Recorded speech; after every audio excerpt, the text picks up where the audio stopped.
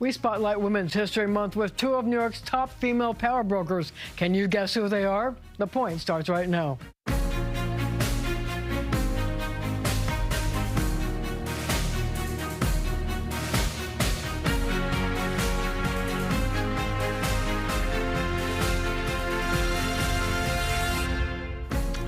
Governor Kathy Hochul wants to be the affordability governor, a tough road to follow when everything seems to be getting more expensive, but she's up to the task. But before we talk about affordability, I'd like to talk to you about what seems to be rampant Islamophobia.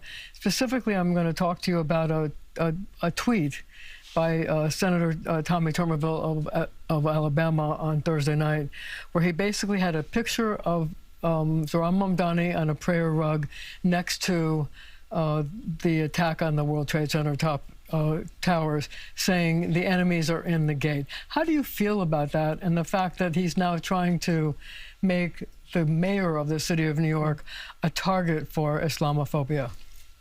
People like that should not be in public life. In fact, they are the lowest of the lows. I reject any kind of notion that it's okay in public discourse or even in your own house to not just harbor that hate, but to share it with others and to be part of a problem that we're trying to deal with.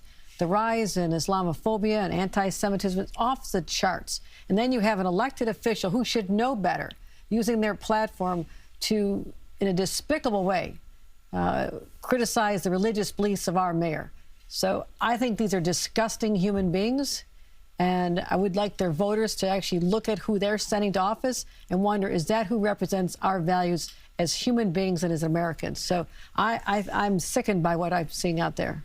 I wonder if this makes it more difficult for you as governor to deal with the combined problems of Islamophobia and anti-Semitism, which the hate crimes are really on the rise in New York. And it can't be helpful to you. No, I had to work hard to have hate crimes bail eligible so we can treat them more seriously. They weren't being even treated seriously until I changed the law and got the legislature to change a few years ago. I've had to invest upwards of $135 million to protect synagogues, yeshivas, and mosques and other places that are targets. I have over 1,000 members of my National Guard around the city now to help NYPD protect these places. You saw what happened with the synagogue in Michigan yesterday. So it's all festering this climate of hatred that has no place in a state like New York. This is repugnant to our values. And so, yes, it's hard, but I believe, and I was in an interfaith meeting yesterday with members of the Muslim community and leaders in the Jewish community together in my office, saying an attack on one is an attack on all of us. So if religious communities stand together, regardless of the origins or the faith, and say, we don't do that to each other. We don't do that. We have to have more respect for your right to worship the God you choose and to send your children where you want them to be educated. And I know we can get to that place, but we have to stand up from our positions as public leaders and condemn it forcefully. Do you think that the war in Iran is exacerbating what's going on? And also, is it making it more difficult for you to deal with these joint problems? Yes, it is. Yes, it is. Both problems. One is, you know, it's apparently the attacker in Michigan. I just communicated with my friend Gretchen Whitmer, the governor there, was supposedly inspired because he had brothers that were killed in the war. They are members of Hezbollah, which is a terrorist organization that we are concerned about even in North America here. And I will say that I get intelligence briefings all the time, and we're deeply concerned about individuals who are here trying to do harm to all of us. So it is making it difficult because that has heated up the passions around this. And also on the affordability challenges, gasoline prices are through the roof. And even if you don't own a car, you're paying for the higher cost of goods being transported to your grocery store. I mean, there's a ripple effect of everything, and none of it is good. Well, I do want to talk to you about affordability, and I do want to talk to you about gas and utility prices. Specifically, let's start with the gas prices since you raised it. Do you think there should be some kind of a gas moratorium, a gas holiday? I mean, I took a look at the taxes. Apparently 48 cents of every gallon in New York are taxes. Is there any way you would consider some kind of a gas holiday to get us through the high prices? I think you'll see most of the taxes are at the federal level. So this was initiated by our federal government, I think they have a responsibility to suspend all the excise taxes on gasoline and federal taxes across the board. Yes, find a way to give some relief at the pump because it is having a devastating effect on people's pocketbooks. Already, New Yorkers and all Americans are struggling with high costs of childcare and car insurance and electric bills and utility bills.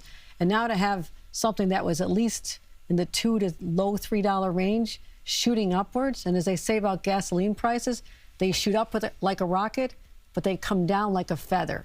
So we're not going to see, even if the war ends tomorrow, we'll still be paying higher prices at the pump. And again, families are struggling enough. They didn't need this one. So when you have your conversations with President Trump, would you be raising this as an issue? I'd be happy to. We talk about keeping his hands off of the Gateway Tunnel, fund that program that is keeping thousands of people at work in our city. It's a critically important part of our infrastructure. I have a lot of conversations about keeping his hands off of us, not having a surge in ICE raids in our city. So I'll just add that to my list.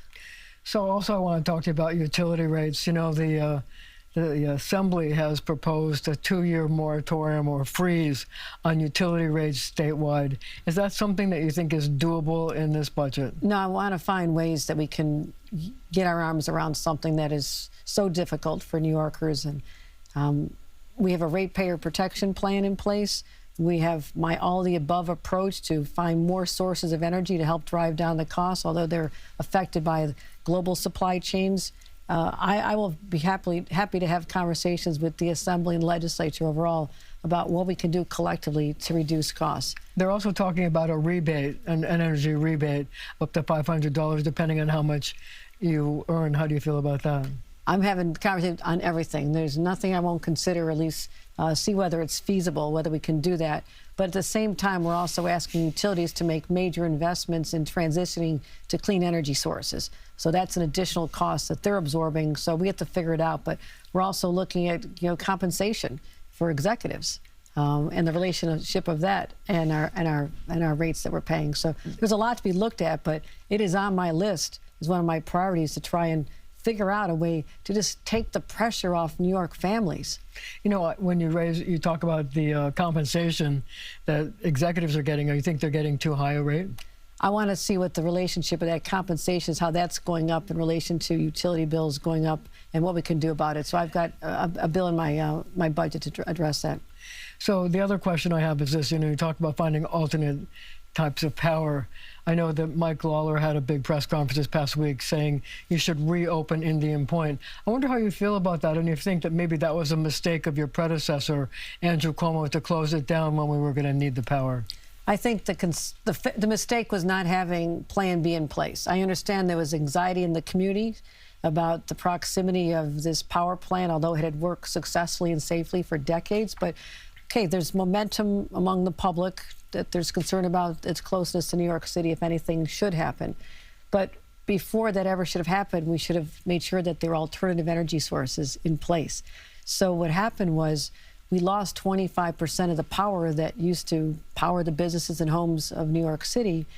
And what has resulted is, to replace that, we're now having more diesel trucks on the roads transporting liquefied natural gas and home heating oil, which is driving up our emissions downstate.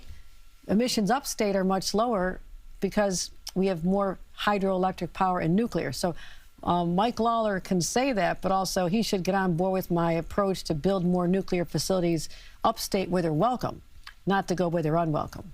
So you wouldn't see reopening Indian Power? I don't think it's possible at this point. I really don't. But I also think I'm already on, I've been working for now a couple of years on having nuclear facilities up in areas where they want them, where we already have nuclear. But if you could bring nuclear power upstate, can you bring that nuclear power downstate so that you can help New York City, which lost to 25% from Indian Point? I'll tell you what I'm doing with your downstate. Next year, you're going to see the benefit of a hydroelectric plan I launched my first months in office. I recall. With Hydro-Quebec bringing it down the Hudson River, and that's going to help power New York City, as well as my efforts with offshore wind. If Donald Trump would stop shutting it down, it's maddening. I've got a plan to transition to renewable energy and they eliminate the tax benefits for wind and solar, and then they kill a project that's just about to power about 500,000 homes in Brooklyn. So I'm trying my best, but then you get these other forces that conspire against us. But I'll keep fighting. We only have about 30 seconds left, but I have a quick question that might help drivers. What about tax-free, toll-free Friday for drivers who don't have to pay tolls to help them with their gas prices? I'm up for all ideas. I really am. But the way I can help drivers is to reduce the high cost of insurance. If everyone gets on board with my insurance reform package, I can drive down insurance costs by 10 or 20%. Were you upset that it wasn't in their House budget? There's a lot of time to negotiate it back in. Okay. We're going to have to leave it right there for now. Up next, a New York senator holds the key to a Democratic takeover of the Senate in November. Kirsten Gillibrand is chair of the Democratic Senatorial Campaign Committee, laying out a strategy for a power shift in Washington. But before we get to that, we have to talk about one of the people who you work with, a Republican from Alabama, Tommy Tuberville, who set out a post where he basically attacked the mayor of the city of New York, had a picture of him on a prayer rug juxtaposed next to a picture of 9/11, saying they're inside the gate. Your reaction to that? A deeply hateful post, clearly Islamophobic, just mean. And I called on him to take it down and to apologize, because we don't need that kind of hate anywhere in this country.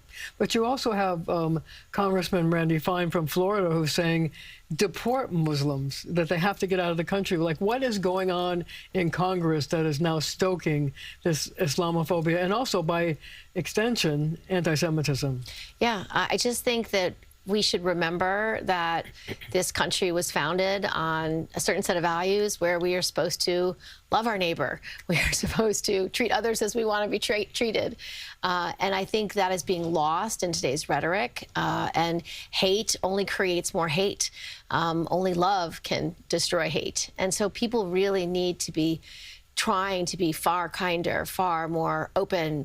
This country was built in large part with the diversity of immigration and people from all over the globe.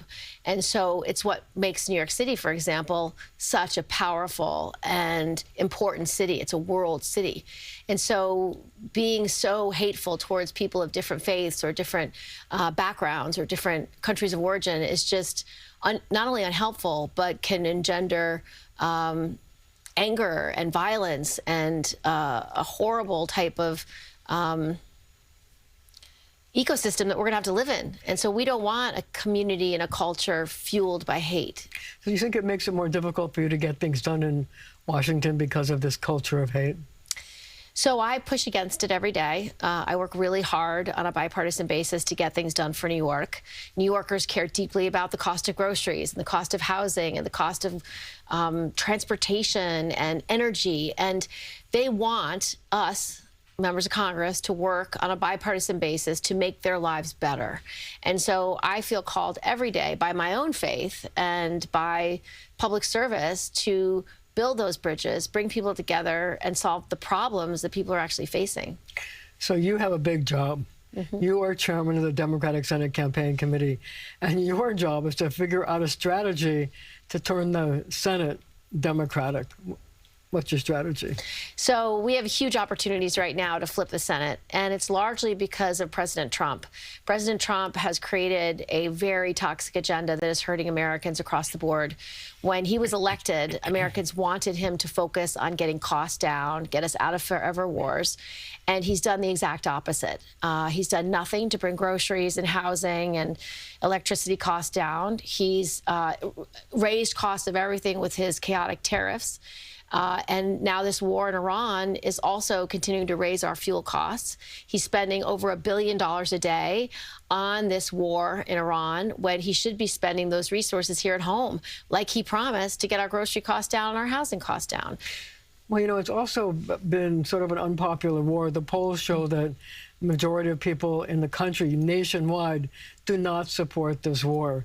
So you have to ask yourself this question: why is he doing it? And will this be an issue that will resonate in November? I think so. I think people do not want $1 billion spent a day on bombs. They want that money spent on food and housing. And so President Trump is making these decisions that are very bad for Americans.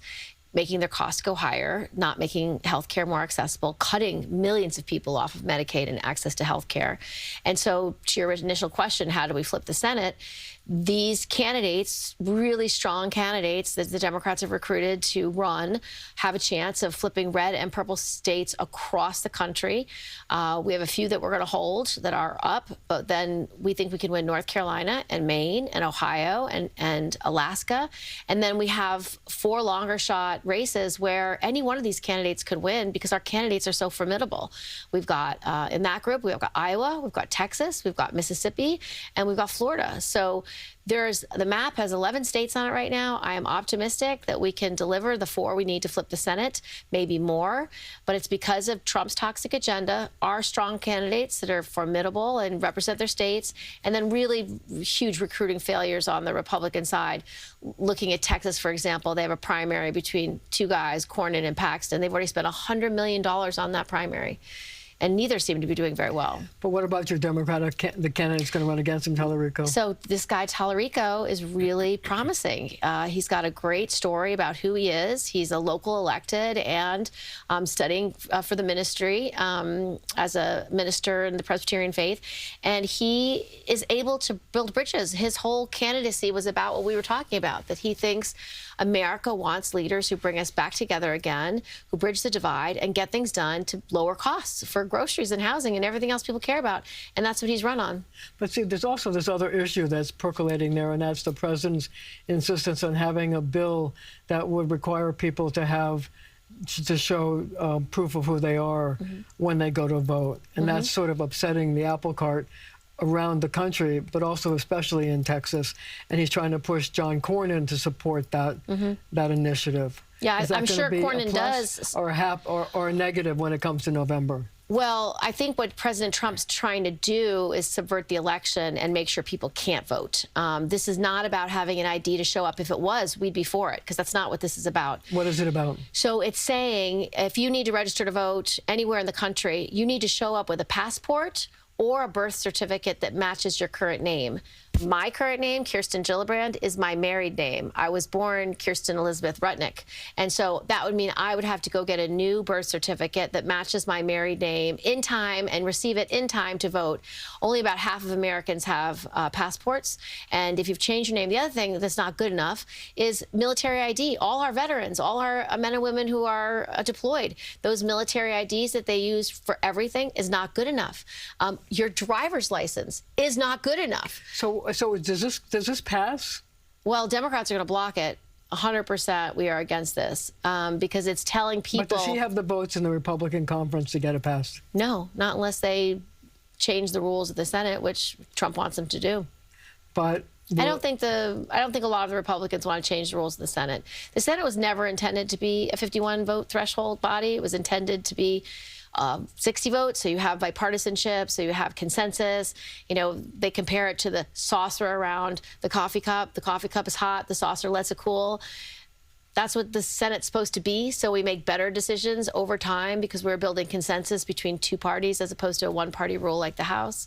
So do you think the president's going to continue to push this, or do you think that he's going to give up? Well, he wants to push it because he's going to lose the election, and he knows it. And he's basically said that. He said, if you think you're going to win the election without this, you're wrong. I mean, multiple times he said he wants to pass this because he wants to make sure some people can't vote.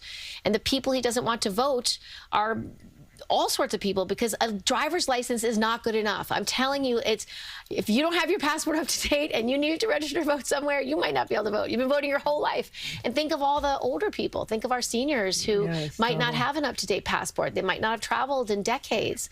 And if they're married or whatever, they might not have that birth certificate at home. Senator, we're going to have to leave it right there for now, but our conversations continue right after the show on our streaming channel, CBS News New York. We'll be right back. Thank you for joining me. I have a few words for winter. To quote a close friend, I am done with you. What the New Yorkers think, they're weighing in on your point. You ready for winter to be over? I am so ready for that, yes. Oh, I'm so ready. I'm so ready. Heck yeah. I mean, it's been brutal. I'm sick of the cold and the snow. This winter's been horrible, and my kids have been sick from it. It's been terrible. It's too cold and there was too much snow. The weather's really gloomy when it's winter. Like, it's depressing. It's been long and terrible this year. It's getting a little old at this point. I can't wait for winter to be over. How come? Because look at this. New York is the best when people are walking around. This has been the hardest winter in like 10 years. Was this winter worse than other winters? It was, for sure. I think everyone could agree. Much worse. Yeah, definitely. In what way? More snow. Because it was a lot colder. Because the snow, it was like 10 degrees for 3 weeks straight. I haven't seen snow like this for 10 years at least. It was normal. Not particularly. It was colder, more snow, but nothing bad. Not as bad as when I was in 3rd grade, but pretty cold. What happened in 3rd grade? We had huge blizzards, like 3 feet. What's the best thing about spring in New York?